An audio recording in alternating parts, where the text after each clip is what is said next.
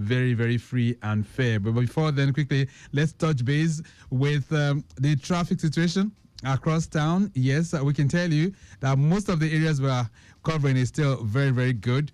But on the Lagos-Ibadan Expressway, this is just a travel advisory for you to know that the Mountain of Fire and Miracles Ministry is holding the July 2025 edition of its monthly Power Must Change Hands, which is the church's annual Water of Fire program. This is at MFM proper city. That's the city proper, and it's holding from today. So currently, I understand there is an ongoing road construction work and the reconstruction of Magboro Road, the access road to the prayer city for worshippers coming into the camp from Lagos through Magboro. So you need to take note of that. Those of you that are going to be navigating through that corridor during the course of the day. So that might, it might impact on traffic situation. And that's why we're bringing that up for you to have an idea of what's going to be going on during the course of the day. Let's see. We did hear from traffic managers as well that Ijora Olokpa underneath the bridge, rehabilitation work is ongoing. And so you have just one lane that's available inwards Ido. Presently, it is pretty slow. Yes, inwards Ido Bridge, right? Palliative work is ongoing. A lane has been closed, thereby causing very busy traffic backlog. And this is inwards Ijora. Officers on ground, they are managing and controlling the traffic at the moment. But take note of that. Those of you that are going to be navigating through that corridor, I understand the backlogs around Lagos Water Corporation at Ijora. That's the latest update from that corridor. Those of you making the journey to the island is still looking pretty good on the Third Mainland Bridge. The construction corridor on the return journey at Ifako, that's Ifako Gudu expansion joint. Well, you have some delays there. Those of you coming in from the island making use of that corridor. Of course, the backlog is somewhere around Iyanawuru, but nothing to really be of a source of worry. Ikorodu Road is looking good. And we can also tell you, airports, those corridors are looking good. Egbeda, Iyanokpaja, fast-moving traffic has been experienced. And those of you on the Lagos-Abeokuta Expressway, all are still looking pretty good this morning.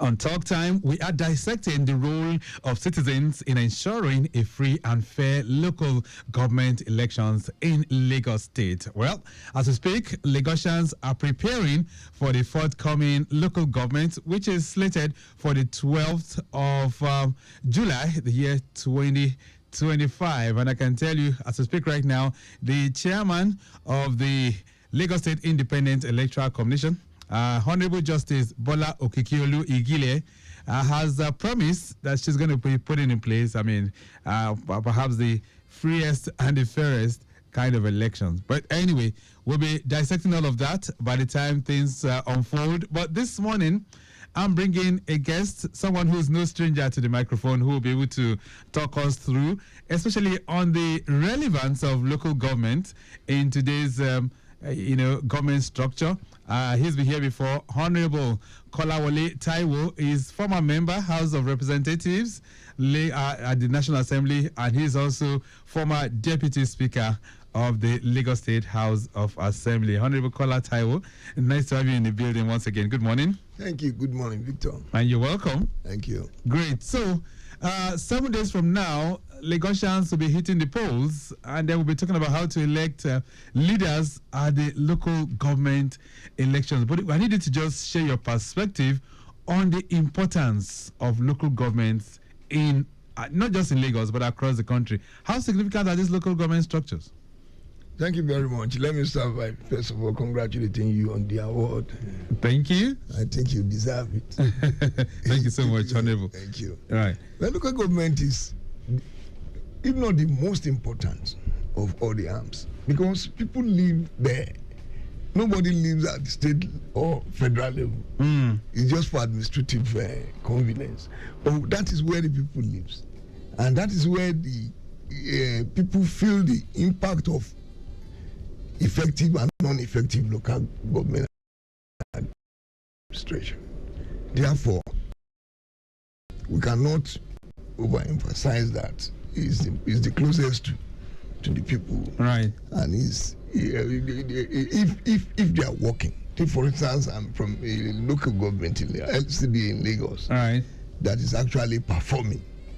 And if I tell you where I come from, you'll be shocked. Where is that? I'm from Ifelodun.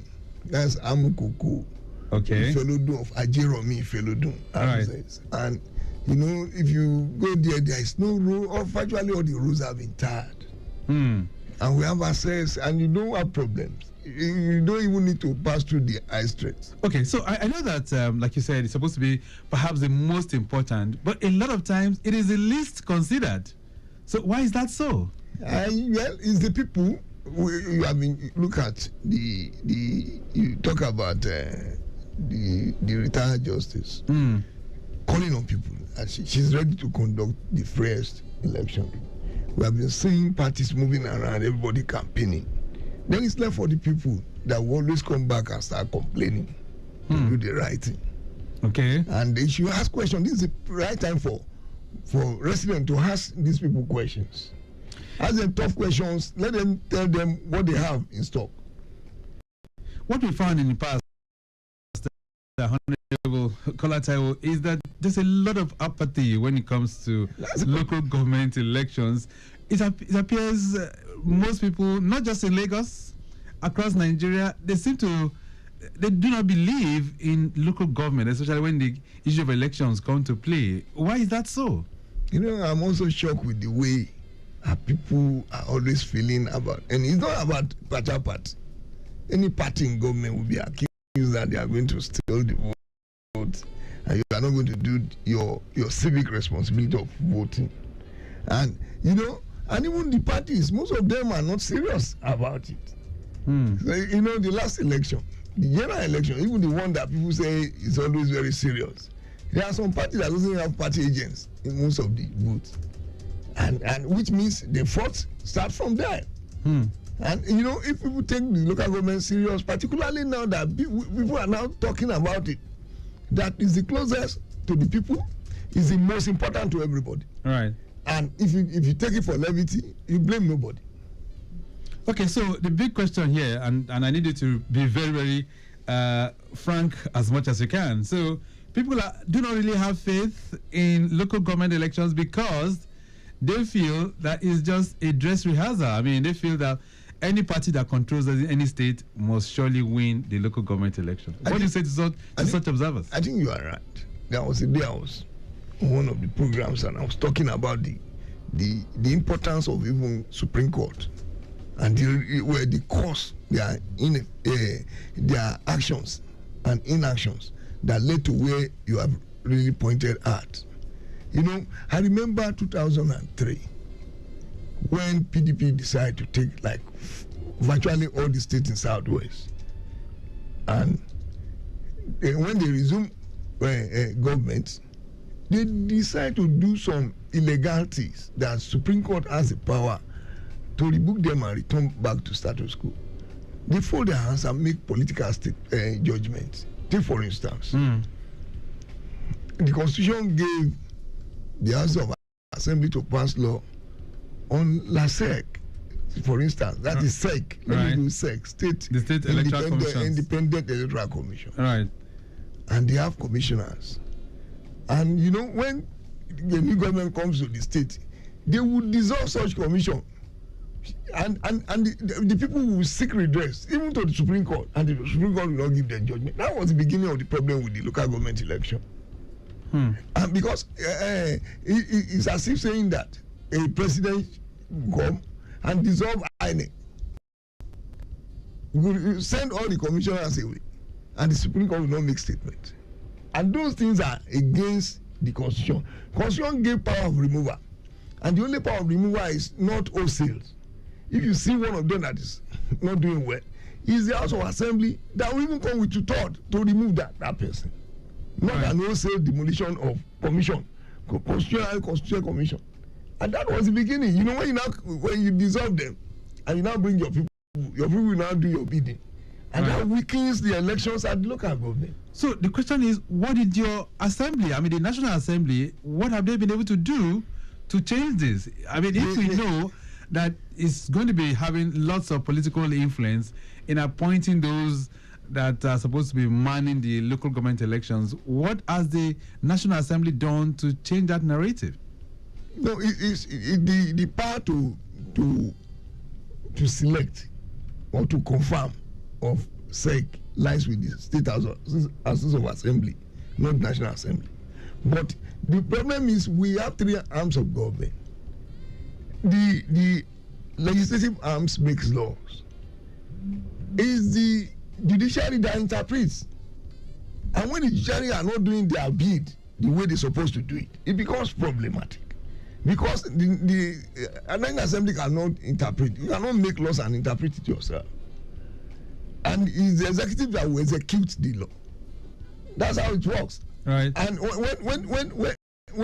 one of them is not doing the right thing, and people, it's very difficult to notice the undoings at this Supreme Court, for instance, because they have the power of interpretation of the Constitution. If they didn't do it right, nothing will come back to us, and people will not see it when they are doing it. Therefore, the issue of local government election, the problem starts with them not giving them, those people that approach them, the required the required interpretation and judgment. They seek, and they make political judgment most of the time. And if they make political judgment, it affects people at the long run. So, in other words, this election will not be different? And we in Lagos, what have Lagos done? Lagos, we are coming from the position of opposition. And opposition government will always do the right thing.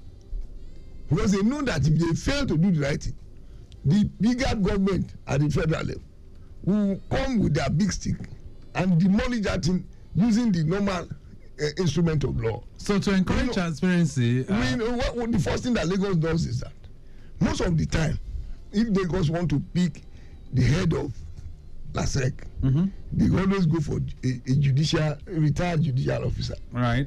And that knows the law. That person knows the law. And therefore, he must keep the law. You see, and that has been very good for us. And even when the Attorney General of the Federation was preventing SCDAs in some states, he cannot come to us because we made proper laws of creation of local government. We carry out referendum. The law was tested at the Supreme Court, and the Supreme Court says we have made a valid law. Therefore, it's very difficult to say that somebody that has made a valid law should throw away his law. In Lagos, that thing subsists. Right. And the National Assembly that will have overturned that refused to take their own action. If the National Assembly says, okay, we are not giving you this, we are not listening it, instead of just keeping mute, because they know that they cannot do that. It's against even the Constitution, because the Constitution doesn't really give them the option when it comes to creation of local government. They only say they must make a consequential order for the listing of it. So let's put it in perspective now. So we do say Nigeria has 774 local governments. Plus Lagos. So not only Lagos, even plus the Delta. It shows that we are not serious. So what is the Delta State, right? They have increased their local government since inception, 1999. They have refused to list it in the Constitution. And when we were there, I was there. I was part of National Assembly. I saw that it's so difficult sometimes because National Assembly is far from home. I always say people come. That's where you see independence of democracy. And if the opposition is not so strong, they may not be able to even control the National Assembly member of their own party. Right. All right, Honorable, for us to get it right, some observers have said it's better that the states do not have their own independent electoral bodies. That why not INEC handle these local government elections for it to be much more credible? I don't know where they are coming from, but I know that what we even need to do is to strengthen the state electoral commission, because they are close there. That is where people live. They are the ones that are supposed to conduct election. INEC from Abuja will send somebody down to Lagos, and that person will be carrying the banner of INEC that I'm representing INEC. They are not INEC. They are not the chairman of INEC. Therefore, the passion the chairman of INEC will put it to it because his name is attached to INEC may not be seen in that person that is representing. But at the state level, we're supposed to strengthen all the state, because even in America, that will follow. All elections are done by the local election authority, not the federal.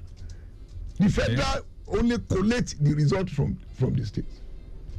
Yes, but looking at Nigeria's peculiar situation, I mean, people have said for the state electoral commission, independent electoral commissions to handle these elections is going to carry a whole lot of political interference. I mean, some have said it's the governor's election, not the local government election. Election is about politics. Therefore, you cannot remove politics from election. Yes. It's about it. And I know that if you are a governor today, you may reign supreme. Tomorrow your party may lose, which we have seen in several states. And that one will come. If we have been doing the right thing, that will have put to all this. We will have seen a situation whereby the state governor may belong to another party, and the commission of SEC will belong to another party. Those two situations will come up with the best of election. But in a case where you don't even allow that to happen, that's why we have gotten ourselves to where we are. All right, Lagos Traffic Radio 96.1 FM. This morning we are looking at the forthcoming local government elections and, of course, the role that citizens can play. We touched base on that very, very shortly, but let's let you know that those of you within the Ijora Olokpa corridor, palliative work is ongoing underneath the Ijora Olokpa Bridge inwards Idu, and it's really, really affecting your movement. Backlog right now is somewhere around the Water Corporation. So take note of that if you are navigating through that corridor. Other areas are still looking pretty cool and calm. If you're making the journey to the island, the Third Milan Bridge is still very accessible. And if you want to make use of Ikorodu Road as well, it's also looking good.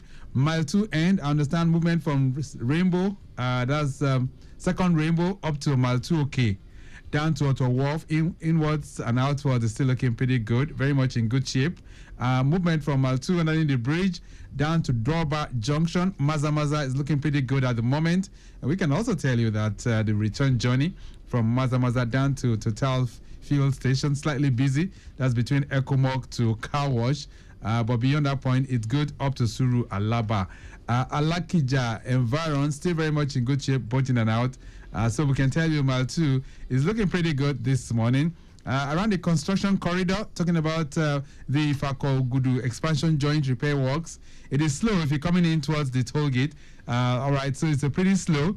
That's inwards the Ifako. So backlog is somewhere around Yanowuru right now. But beyond the construction side, it is pretty good all the way through the toll gate, heading towards Lagos Ibadan Expressway, all looking pretty good as well. All right, so you can also join the conversation this morning. We are looking at the forthcoming local government elections. It's 7 days away, by the way. Are you ready? Do you have your PVCs ready? It's said that the local governments are the closest to you. So are you ready to really, really cast your vote and ensure that it really, really counts? Honorable Kola Taiwo is here with us. He's a former member of the Lagos State House of Assembly, also former member of the National Assembly as well. Let's look at the role that citizens can play to really make this successful, Honorable Kola Taiwo. What roles can we play? We should come out on that day. Be peaceful. Go out to cast your vote and have trust in the umpire of the election. You know, because let me give you a quick example that I forgot when I was talking. Right. You know, I want to thank the Attorney General of the Federation when he told the governor-elect of Edo that he cannot dissolve the local government. Therefore, in Edo today, we have a state governor of APC. And most of the local government chairmen are PDP. They are PDP. You know, they were there from an election conducted by a PDP government that lost election. And the Attorney General of the Federation, that is an APC government at the Federation, said no, because Attorney General is not representing any party. People don't get it. Attorney General supposed to represent everybody. It's a political position. Right. Therefore, those are things that we need to be seen. You know, when he made pronouncement about Oshun and there was a problem, I said, why do you need to have problem? So he has done that same thing to a state that is controlled by the party that is serving under. Right. So, but Honorable Kola, if can we really say that we can organize an election in any of the local governments in any of the states in Nigeria and the opposition will win? Is it possible? My brother, if you do the right thing, democracy is fantastic. I always tell people, there's no two way about it. Either you like it or not. But if it's just like saying, education is expensive. Let's try ignorance. All right. Democracy, and it's so slow because it's involved the three arms of government, and it is about politics. But there is one arm that interprets, that make judgment. It's an independent arm. It's supposed to be independent of the two. Right. And it's supposed to be apolitical every time on issues. All right. If we are able to do that. All right. Do I have a call? All right. Let's see if we can expand the discourse beyond the studios. 08099120777 and 09153877127. Are you ready for the local government elections coming up next week? And what are the suggestions that you think we can put in place to ensure that it is pretty successful? All right, so that we can have a better turnout. Most of the figures shows that in most of the local government elections we have just about 15% participation. Yeah, which is quite unfortunate. All right, so you can share your thoughts with us. This one says, "Good morning, Victor and Honorable Taiwo. Good morning. What can ordinary voters do if political thugs show up at polling units?" Moses Ajayi is sending this one. Moses, thank you so much. Well, that's always the thing, Honorable Taiwo. What can they do? Well, on the issue of political thugs are thugs. They are supposed to be security apparatus around there. They are supposed to be policemen and all those other what they call paramilitary organization around there that can quickly arrest that. But I'm sure. Let me promise that guy that there will not be such in Lagos. Okay, let's see if I can take this call then. Hello there. Good morning. Hello. Hello. Yeah. Good morning. Can you hear me? Yes, I can hear you, sir. All right. Good morning. What's your name? My name is Ibrahim Osfat Oyibola. Your name is? Ibrahim Osfat Oyibola. Ibrahim from Egbeda. Oyibola. Ibrahim Osfat Oyibola. Okay, so are you up to voting age? Yes, sir. Okay, so what do you think? Are you going to vote next week? Which kind of party, sir? Is it APC or PDP? Are you going to... Local government? That is Yes, local government. Local government. Yes. Okay, I'm going to vote. If they are contesting around the area where I live. You will vote, right? Yes. Okay, that will be very good. All right, so I hope your PVC is ready. Permanent voter's card. Yes. Yes, I have it. You have it. Okay, good. So just go dust it up and get ready to vote next week. Is that okay? Okay, sir. All right. Thank you so much for your call. All right. I also need to hear from, and it's even a lady, by the way. So good. But for you guys, are you ready? Are you ready for the elections coming up next week? And of course, do you have your permanent voter card ready to really cast your vote? Doesn't matter the party in your locality. Have you even tried to have an engagement with the political parties there to find out who is contesting, who's representing you? Do you have that? Hello there. Good morning, Victor. Good morning, sir. Oluwaluko is my name. Oluwaluko, it's nice to hear from you. Congratulations for that, our fantastic award. Thank you. Well. Very. Yeah, good morning, Honorable. I have my question for you. Good morning, my brother. Good morning. I'm hearing you repeating, if we do the right thing, who are the we that will do the right thing? Voters are really going through a lot in this country. Who are the we? I want you to explain the we. That we. I want you to explain. Thank you, sir. Thank you very much. Okay. Thank you. I've tried to spell it out. I said there are three arms of government. All right. And the two are even serious political arms. Take, for instance, the legislature sometimes take decisions based on the position of their party. The executive does things based on the position of their party. But the judiciary supposed not to give political judgment. Yeah. There are difference between the true legal judgment and political judgment. We know it. When they come up with political judgment at Supreme Court, take for instance, I remember when we were running to Supreme Court to force the National Assembly to do their bidding of the creation of the local government. Right. And they silence about it. And we went to court. we went to court. The president of then seized the local government funds, and when it was time, it was proven that we created the local government genuinely. We've done the whole thing, and even the funniest thing, the judges said we have made a correct law. Right. Okay, And just now, a second. Let me speak at this call. Okay. Let's people calling. Hello there. Yes, good morning. Good morning. My name is Tunde. Tunde, how are you doing? I'm very good. And where are you calling from? I'm calling from Itire. Itire. Tunde, thank you so much. Are you going to vote next week? Am I? Are you going to be voting next week? Yeah, I will. Okay. Actually. All right. You have a question for the Honorable? Yeah, my question is with advancements in technology and all that, we have finger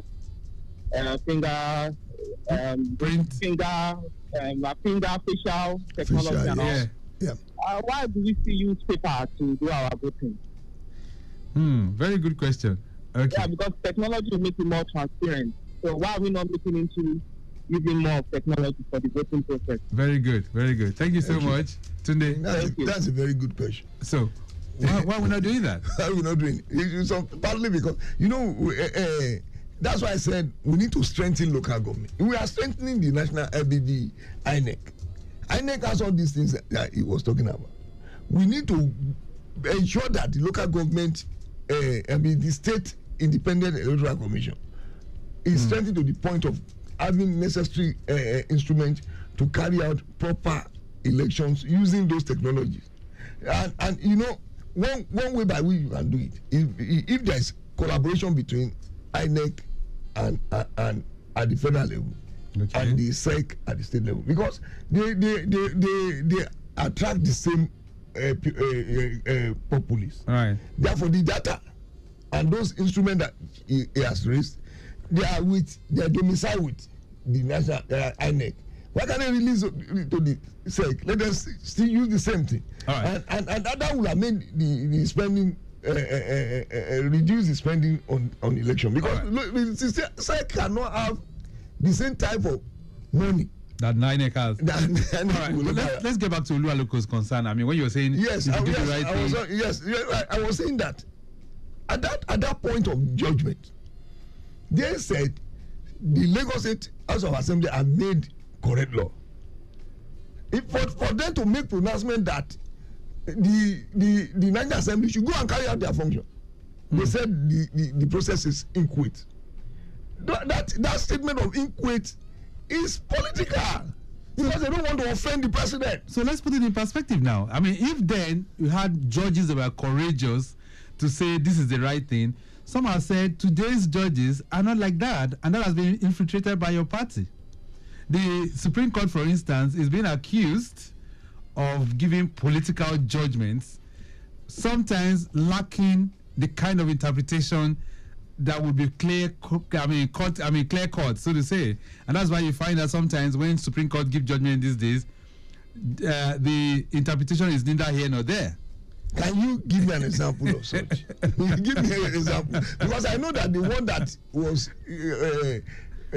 loud was the what they call it, the emergency rules. And if you look at it properly, the president followed the normal thing. And even then, I was on radio. I told them that the president doesn't have absolute power on the emergency rule. That they should approach the National Assembly. The opposition fold their hands, and until the National Assembly supported the president. Yeah, but you have a National Assembly that's going to be swayed by partisan politics. My brother, if there is one National Assembly that's supposed to be very active, is this National Assembly. That there is none of the party have absolute control. So if two of the opposition decide to come together, they will give the ruling party problem at night. All right, more reactions are coming in. This one says, good morning, Victor. How do we hold LASEC accountable if we notice irregularities in voter register or logistics? You didn't put your name, but thank you so much. 09153877127. All right, is there anything we can do? The people don't know that election is a process. It's not a point thing. They've started this thing a long time. They have been calling for meetings with even the electorate. the parties have been meeting. They have been meeting with INEC, and until now, they have been doing that. They must have sent out phone numbers that people can come to complain, call to complain. If you refuse to complain, they say silence means consent sometimes. And if you don't open your mouth and say this thing is wrong, it's a problem. Okay. All right. This one says, good morning, Honorable Taiwo. How can we verify that the announced local government election results truly reflect the votes that are cast? Kunle from Ushodi. Kunle, thank you so much. Can I tell you what we did during the last national election? Tell me. We put Fashola in the caliber of Fashola, former governor, at the collating center, at the party collating center. But he was in charge. And prior to that, and he was showing the whole world that we have our own collating center, that we are collecting results. And they set up a seamless process for the result to get to that collating center. And even before the result is announced, we know we won. Because we are getting our own time and every time sent to us by people that are more interested in what we are doing than the ordinary person that is working with INEC. Therefore, everybody must no. If a party doesn't have a collecting officers, agents at the center, right? Then that party will eventually complain because he will not even have access to the result. If it's a serious party, you must, I know that even in America, there are more parties than the two parties that we normally hear when it comes to national election. Not Democrat and Republican. No, there are more parties under that they limit their own exercise at the point where they want the change. If you are a party that you feel that this local government, I want to make a change from it, concentrate on the local government, put all your resources there. At the day of the election, let them do the something and get your result online. All right, so what would you say to critics that says your party is stifling democracy? I know it's not even possible. The Constitution, they have asked me that question before. I said, come on, let's start from the Constitution. The Constitution says we have the freedom of association, and that alone, you can because I know that was what Gani Fahimi used when he wanted to open the door for multiple registration of party. He said we have freedom of association. I mean, then I was even against it because I know this association is not like the normal association because this one take grants from government. It has to do with the budget. Therefore, it must be guided because if you make it open, but then the jury says, okay, it's right because it's a constitutional provision. Therefore, nobody can say anybody should not go to where he wants to go. Right. Two, and it's not even possible to have a one-party state. Let me give you the reason why it's not possible. Why? Even in APC, there are several factions. Because they said politics is about interest. Right. It's not enmity. If I love you and I want you to be the next president, I will be associating with you. Yeah, people that doesn't love you, even within your party, will not associate with you. They will associate with that. Therefore, it's not even possible to have a single party in just one party. All right. There's another reaction here. This one says, "Good morning, Traffic Radio. A lot of us have PVCs but don't vote because we think the results are already decided. What can be done to build the trust of the people?" Shehu Ibrahim, one of our very regulars. Shehu, thank you so much. So, what do you think we can do? Thank you for that. But let me just advise you. Please, let me beg you. Please go and cast your vote. Forget that one. Let's see what will happen. If you decide to keep your PVC at home because you have personally declared the result, then you don't need to blame anybody. What we are saying is like declaring the result before the election. Okay, so but should we expect any surprises? Do you know that you can only rig where you are popular? Why do you say that? You can't rig in the election where you are not popular. Take for instance, when during the last election at one of these our Lekki estates, all right, they were saying LP1, LP2. Can somebody come there and rig for APC where they are doing that? No, they may even be, what they are even doing was even wrong because they lock their gates. There are some people that register in that polling booth that were not allowed to cast their vote. All right. So let's begin to wrap this up now. Because you cannot challenge them. Yeah, because of time constraints. So what's your advice to Lagosians as it relates to this forthcoming election? Can we get a voter turnout that will be better than the last one we did in 2022? My brother, I think we're supposed to be more serious about local government election now, because the money they are even taking is like 4 or 5 times of what they are taking before. That's why you see some of them are doing a lot, some are not doing. You should come out. Let's cast vote. Let's tell the people that we are conscious of what's happening. If you are not conscious of what you are, if you present as if you are not conscious of it, then you will not complain. All right. Yeah, it's wrong. Everybody must come out and carry out their civic responsibility of voting. Okay, then. We'll leave it at that for now. Honorable, it's nice having you in the building. Thank you so much for being here. Thank you. Okay, so we're trying to dissect the role of citizens in ensuring a free and fair local government elections in Lagos State. And Honorable Kolawole Taiwo, who's former member, House of Representatives, and also former Deputy Speaker of Lagos State House of Assembly, has been taking us on this excursion. So our message to you is please pick up your PVCs, dust them up, and get yourselves ready. Next Saturday is going to be the D-Day, where we all go out to vote leaders at the local governments. We have to go. The program this morning has been produced by none other than Dayo Anthony. Maximum shout out to her. And also in the building this morning, I say big thank you to Kule Martins, who's also an assistant to the Honorable. Thank you so much for being here. Of course, to our social media team, Okpayemi Shodunke and Remi Aloko, we do appreciate you. Our executive producer is Tayo Akonli. My name is Victor Oteri. Have a great Saturday. I'll be back by 10:15 for My Time Today.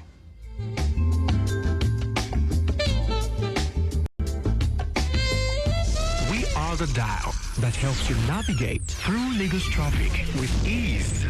We are the 96.1 dial. Lagos Traffic Radio 96.1 FM. Moving Lagos forward.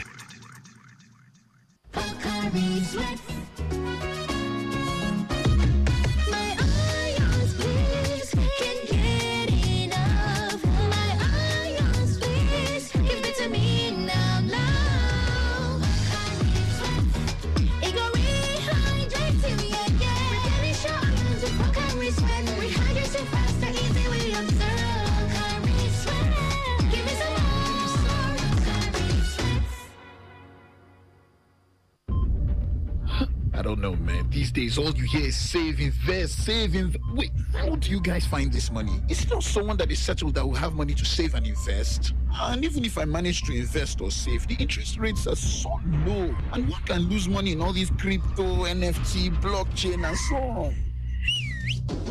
Introducing Fund 724. It's a simple solution to all your money goals. With as low as 1,000 naira or that urgent 2K in your pocket, you can start saving with Fund 724 and earn solid returns on your investment. And you can withdraw your money from your account for free. Anytime you like, just dial *724# on your mobile phone and follow the prompts. Oh, so no need to download an app or join a long queue, huh? Dial *724# now to get started. Fund 724 is available 24/7. Guarantee Trust Fund Managers is a subsidiary of Guarantee Trust Holding Company PLC and regulated by the Securities and Exchange Commission. Think of great music. Think of transportation experts discussing issues. Think of government policies well spelled out. Think of traffic reports on your frequency every 10 minutes. Think no more. You have your show bet here for these and more. Lagos Traffic Radio 96.1 FM. Moving Lagos forward.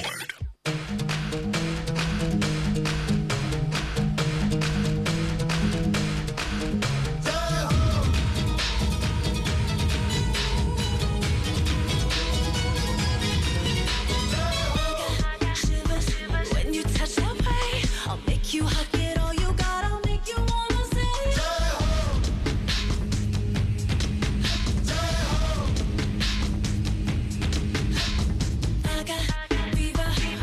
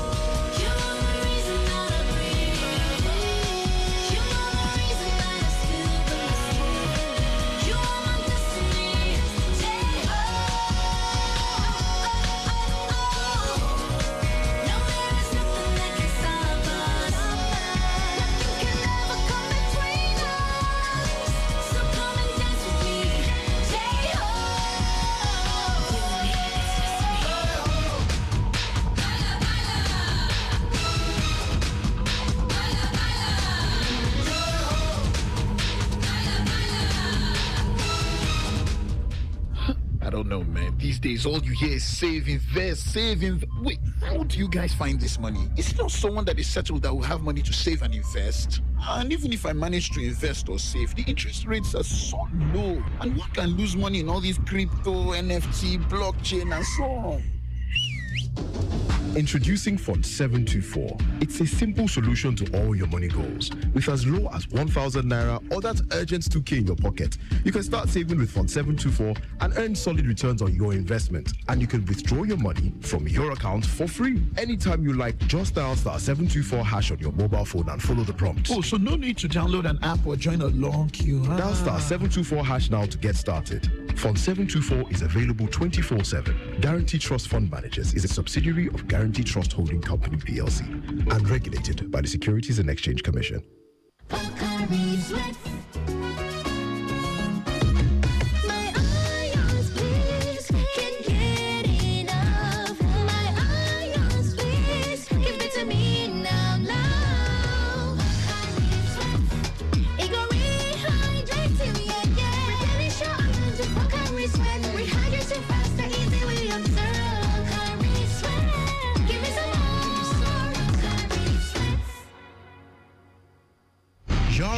For timely, reliable, accurate, dynamic, innovative, and objective traffic reports. That's why we are your T Radio on 96.1 dial. Lagos Traffic Radio 96.1 FM. Moving Lagos forward. In a city that never sleeps and traffic that never slumbers. At Lagos Traffic Radio are always on time with traffic updates as you navigate through the smart city of Lagos. Lagos Traffic Radio 96.1 FM, moving Lagos forward. Na, na, na, na.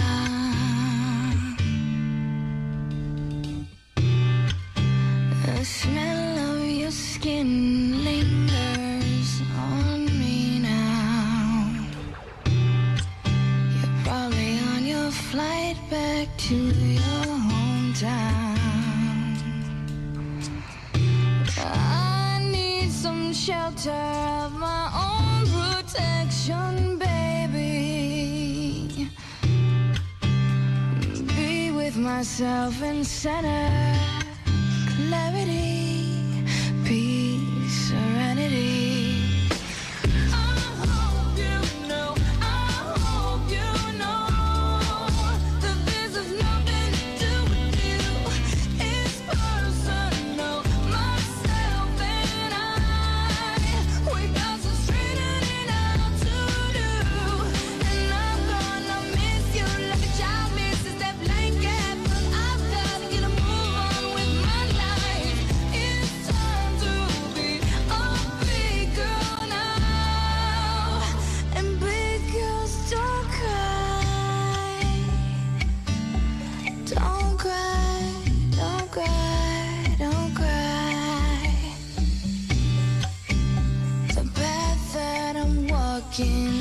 I must go alone.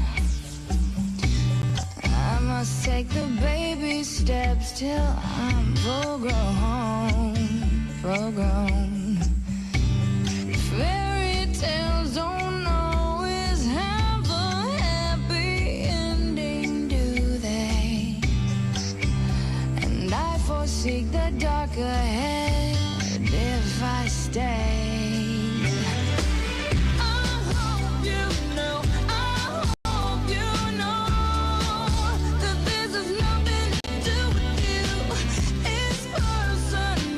Myself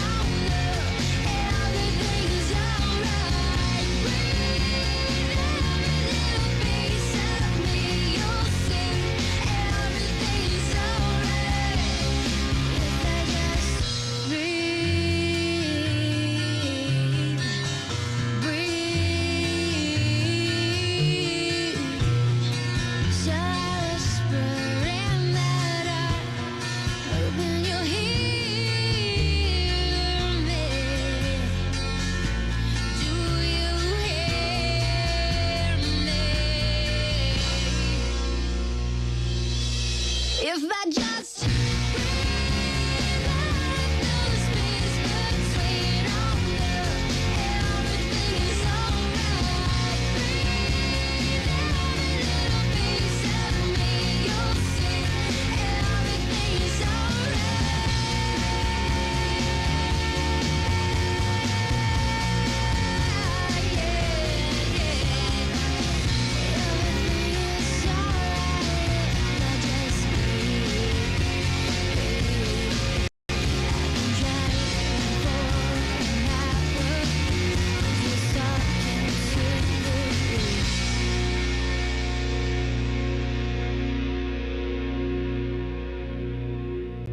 is Dr. Abimbola Mabogunje. I'm the Permanent Secretary, Lagos State Health District 6. I'm also the chairman of the TB Steering Committee, which is headed by the wife of the Governor of Lagos State, Dr. Claudiana Ibijoke Sanwo-Olu. Tuberculosis is real. It is with us. It can affect anybody despite their socioeconomic class. And we're here to tell you that the diagnosis, the treatment, and the management of tuberculosis is free of charge in Lagos State. You can go to any of our public facilities and you'll get the necessary help that is needed.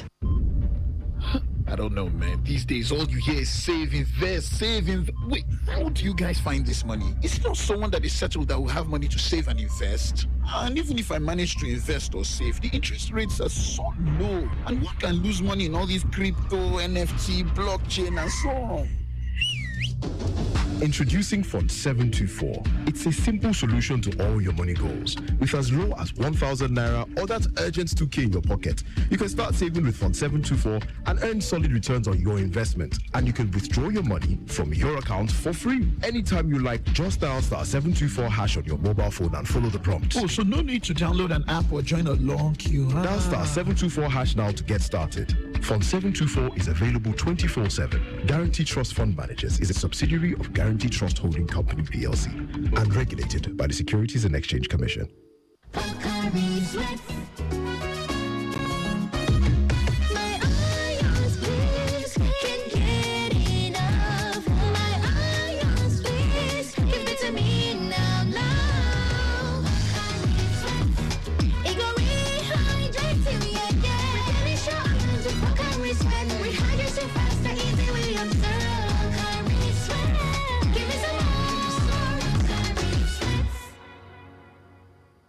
Texting or chatting while driving is not multitasking.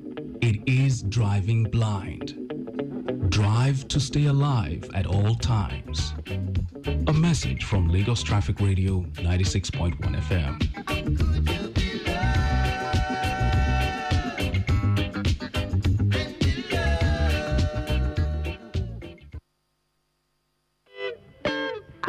Abego, they drive JJ on top of the road. Oh. My name na Aramide. Remember, say safety day very important.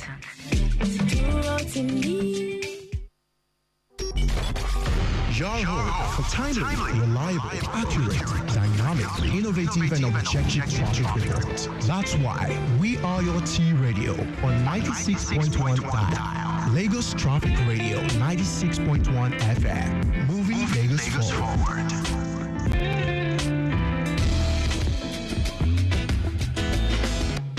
It. Yes, you don't do it. Indiscriminate dumping of refuse into drainage channels is prohibited in Lagos State. It has to stop. Henceforth, it's zero tolerance for building or erecting structures on drainages, setbacks, and alignments in Lagos State. Government is doing its best to make our environment clean and safe. As responsible citizens, we too should play our part to sustain it. Dumping of refuse into drainages, canals, or gutters destroys our roads and drainage systems, causes flooding in some areas, and poses great dangers to lives and damage to our public structures. Desist from disposing refuse into drainage channels and canals. It's damaging to the image of Lagos State. Remember, there are laws and regulations guiding the disposal of waste in Lagos State. Offenders will be prosecuted according to the law. Do the right thing. Use refuse bins, not canals, gutters, or drains. Dispose waste responsibly. Protect our drainage system. Contribute to a safer environment for us all. Ìgbéga ìpínlẹ̀ Èkó, Àjùmọ̀ṣe Office of Drainage Services. Announcer.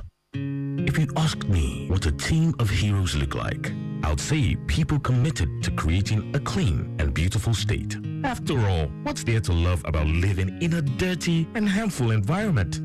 That's why at Loma, we built an exceptional team with people like the fearless Binga who picks up waste from your house and streets, the Swift Musa who navigates all waste to the landfills, Yadupe, the super cleaner who saves our roads from litters, and of course, our magical recycler, Atinuke, who converts waste to wealth. Everyone at Loma is committed to keeping Lagos clean in every way for a safer and healthier Lagos. Loma, a league of heroes. Keep Lagos clean.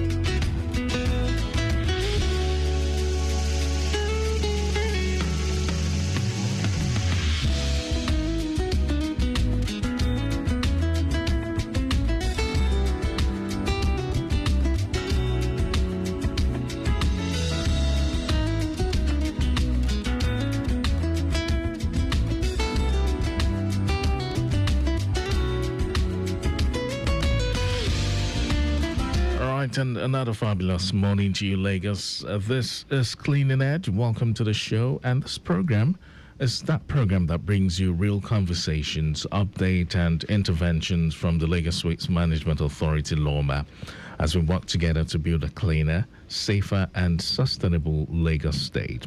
As always, I'm your host, Mike James, and today we're diving into a powerful topic: community cleanup exercises. Why they matter, and how they can transform our environment. So wherever you're listening from, wherever you are, yes, within the metropolis, whether within the Alimosho corridor or BD corridor, Ekbe, yes, this is your call to action. Today's show is about you. It's about your street, your neighborhood, and how we can all take responsibility for the space we share. And don't forget, this a program is brought to you by the Lagos Waste Management Authority, LOMA, in partnership with Lagos Traffic Radio 96.1 FM. My name is Mike James. Welcome once again. All right, first off, we shall be getting to understand, community cleanup exercises. And I would like to begin by asking just one simple question. And I would like you to ask yourself that question. It's quite simple, but very important. So what exactly is a community cleanup? Okay, so let me let you in. A community cleanup exercise is simply a coordinated environmental effort, which is often initiated by local leaders. That means your CDAs, your community development associations, and community development committees, CDCs. Yes, they get involved in a bid to mobilize residents, which includes you and I, that live within that given community, to tidy up our surroundings. That's basically what it is. And this includes clearing gutters and blocked drainage, picking up plastics, nylons, PET bottles, and, indiscriminate refuse. It also includes sweeping streets and sidewalks. Other activities include removing stagnant water and accumulated filth. And sensitizing residents isn't left out. Yes, it's very important that we also get to sensitize one another about proper waste disposal. And these aren't random activities. These are activities that are structured with purpose, and they make a large impact in our society. And when we do it right, they end up uplifting the entire neighborhood. So that's just part of the essence of, carrying out community cleanup exercises. Remember, your CDAs and CDCs get involved. You and I as tenements get involved. Clearing the gutters and block drainages is a collective activity. We end up picking up plastics, nylons, PET. But it's all in a bit to clean that environment. Yes, get rid of all the indiscriminate refuse and the littered refuse along that street. Sweeping the streets is part of it, and even the sidewalks. Yes, clearing the gutters, and most importantly, talking to one another, sensitizing a resident about proper waste disposal and how to go about it. It's pretty much uplifting, isn't it? Okay, so let's talk about what happened along the Apapa local government in Lagos State. Yes, here we got to talk about a shining example, the Apapa local government area. And recently, they partnered with Loma to organize a large-scale cleanup campaign. And of course, you want to know the results. The drains were cleared, waste were evacuated, residents got involved, awareness was raised. And just like that, they moved from complaints to, contributions, contributing their quota to the environment, ensuring that it is clean. And this is a clear sign, when the government and the people come together, progress is unstoppable. Like we always say, waste management is not just the effort of the government alone. It's not the duty of the government alone. It includes you and I partnering with Loma, to make a positive impact on our environment by doing the right thing. So ask yourself, can this happen in your community? Of course, yes, it can. Absolutely. All right, Lagos, we're going to go on a break. But before then, let me, tell you what's going on out there, especially along the Surulere axis. But let's look at Lekki Peninsula first off. I understand it's still a free flow. That's what we've been monitoring for motorists plying the Lekki Peninsula axis in and out of the entire area of coverage.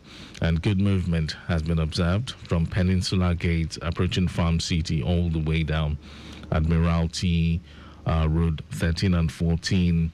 It's pretty free in and out, and the return journey isn't looking bad either. UBA, Admiralty Road, Zenith Bank Junction, Dome Church, the entire stretch looks very good to ply. Okay, so just a quick one there covering the Lekki Peninsula. Let's touch down on Surulere.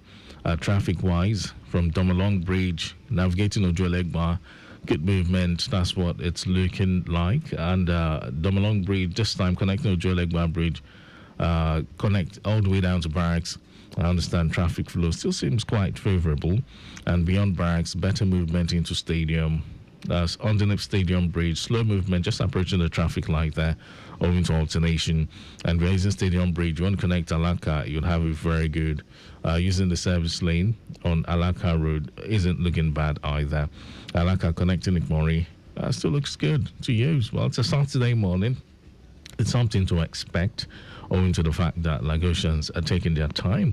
And here in Alausa Ikeja, we have also recorded absolutely cool and calm traffic flow. Things are looking relatively calm on the stretch of Mobolaji Johnson Avenue. That's from 7 Up Gate towards Alausa intersection.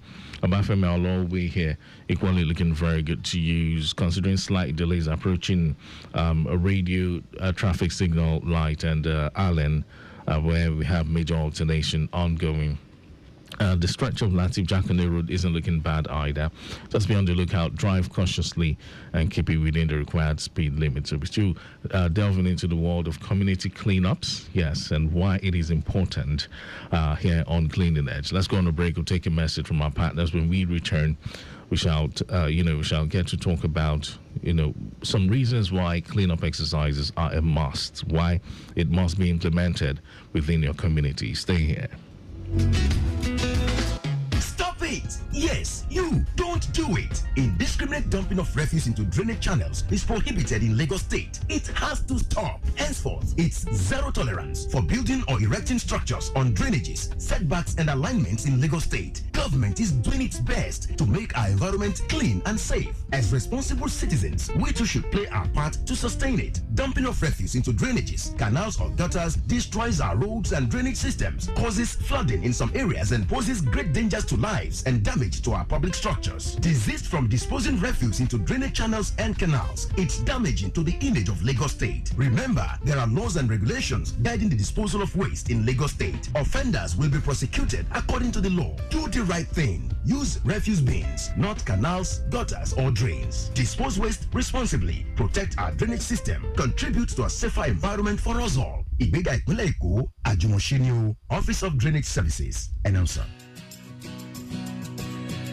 I need you. You need me. Together we can make Lagos clean. Make sure you throw away your dirt properly, not inside canals, to avoid flooding on our roads when it rains. Lagos Traffic Radio say keep Lagos clean, moving Lagos forward.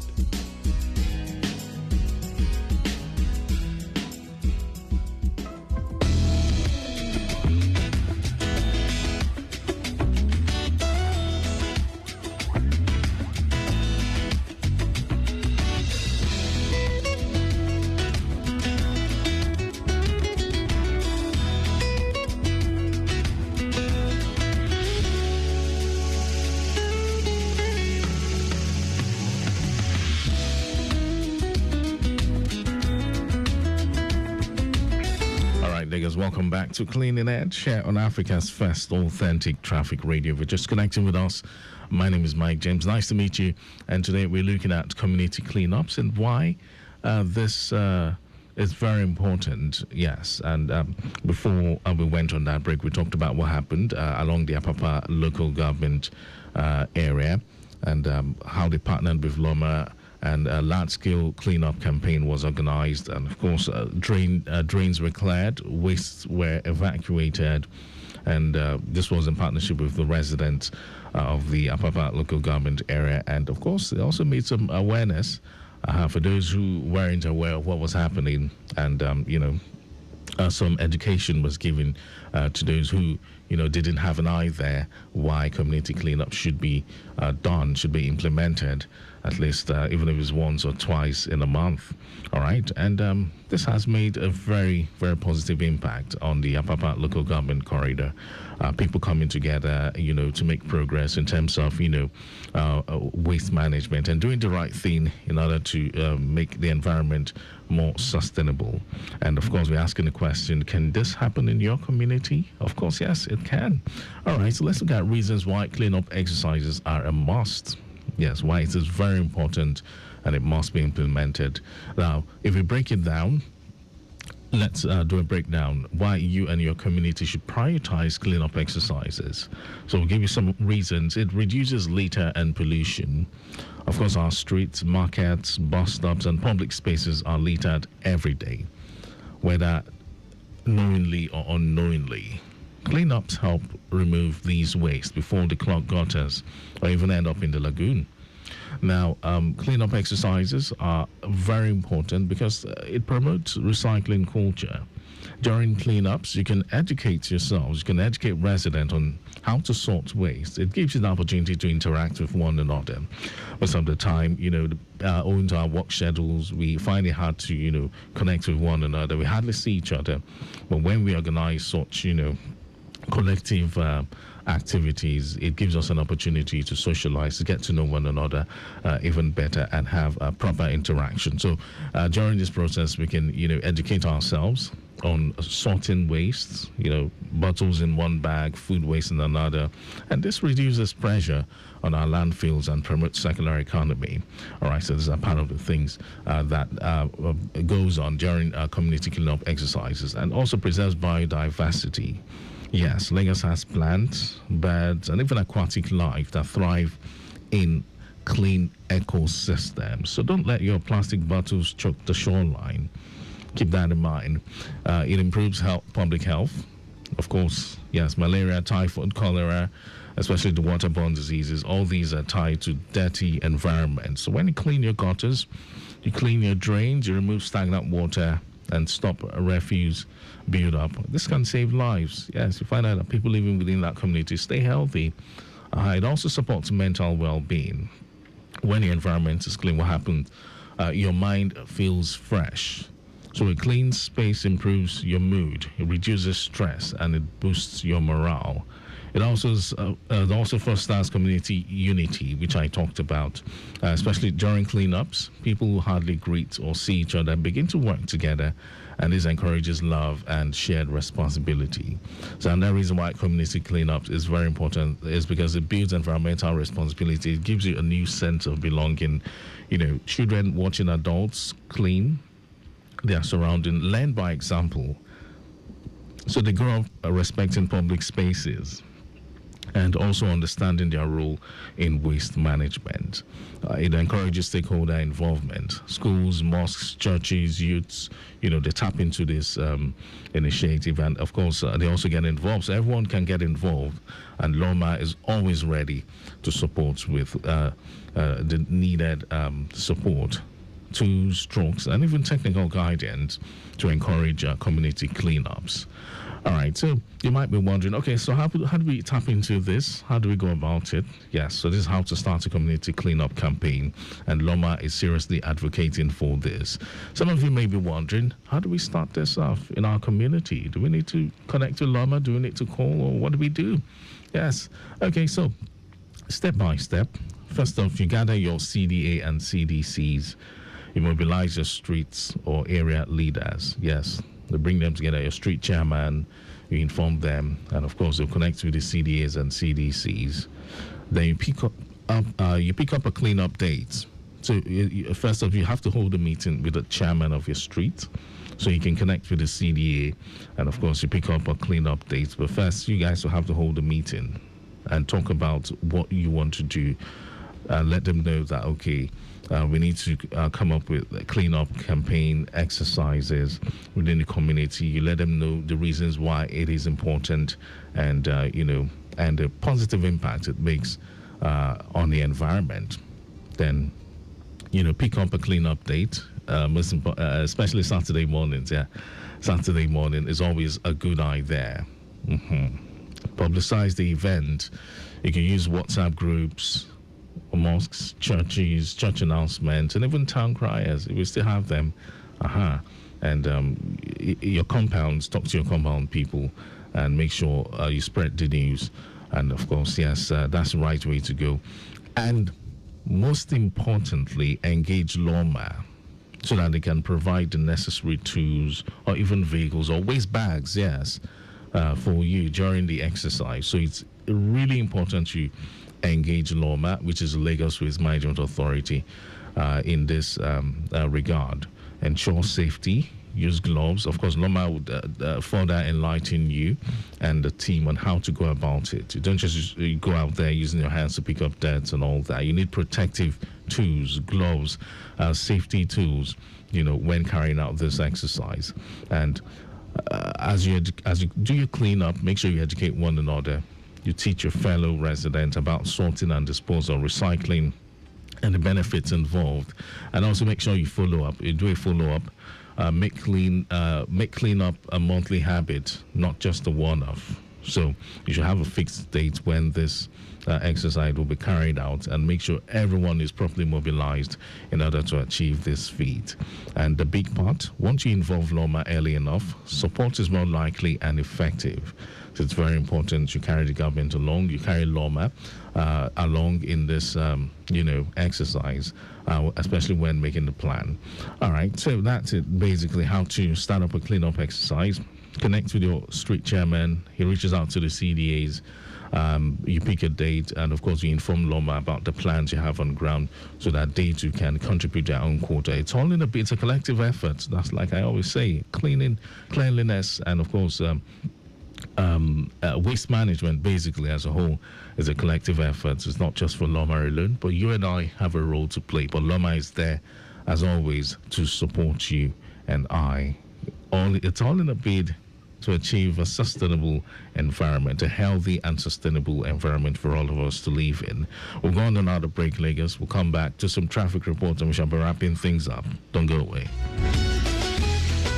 If you asked me what a team of heroes look like, I'd say people committed to creating a clean and beautiful state. After all, what's there to love about living in a dirty and harmful environment? That's why at Loma, we built an exceptional team with people like the fearless Binga, who picks up waste from your house and streets, the swift Musa, who navigates all waste to the landfills, Yadupe, the super cleaner, who saves our roads from litters, and of course, our magical recycler, Atinuke, who converts waste to wealth. Everyone at Loma is committed to keeping Lagos clean in every way for a safer and healthier Lagos. Loma, a league of heroes. Keep Lagos clean. Stop it! Wait, yes, you don't do it. Indiscriminate dumping of refuse into drainage channels is prohibited in Lagos State. It has to stop. Henceforth, it's zero tolerance for building or erecting structures on drainages, setbacks, and alignments in Lagos State. Government is doing its best to make our environment clean and safe. As responsible citizens, we too should play our part to sustain it. Dumping of refuse into drainages, canals, or gutters destroys our roads and drainage systems, causes flooding in some areas, and poses great dangers to lives and damage to our public structures. Desist from disposing refuse into drainage channels and canals. It's damaging to the image of Lagos State. Remember, there are laws and regulations guiding the disposal of waste in Lagos State. Offenders will be prosecuted according to the law. Do the right thing. Use refuse bins, not canals, gutters, or drains. Dispose waste responsibly. Protect our drainage system. Contribute to a safer environment for us all. Ìgbéga ìpínlẹ̀ Èkó, Àjùmọ̀ṣe ni o. Office of Drainage Services. Announcer.